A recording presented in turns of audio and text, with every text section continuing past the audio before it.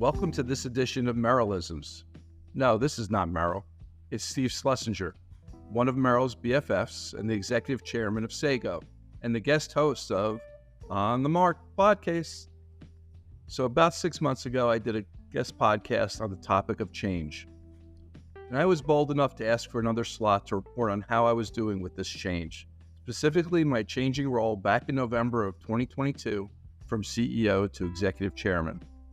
This is a big change from a role that I have had for over 25 years, leading a company of over 1,000 people globally. When big changes happen, it is critical for us to take a look back and measure our success. So here's my self-evaluation on how I am doing so far. My 3 goals were waking up each day and being intentional in how I showed up to my new role, adjust to the changes that were required over time, and check in with others on how all this was landing. With my daily intentions still in place, this is still front and center for me. That part continues to work well. In terms of the adjustments that have been required, that has been more challenging. Today I am attending less of the daily functions of the business and really giving Reed Cundiff, our CEO, the space to operate.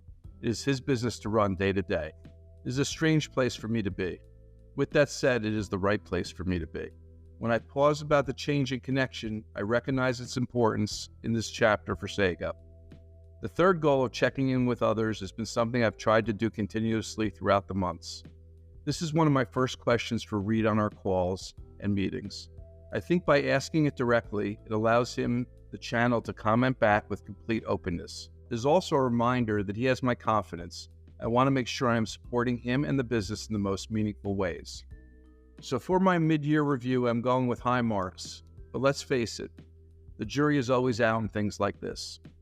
The key for me is to continue on this path of mindfulness, intention, and adaptation as the time goes by. And of course, the real grade comes with the success of my new CEO, Reed, and the Sago business.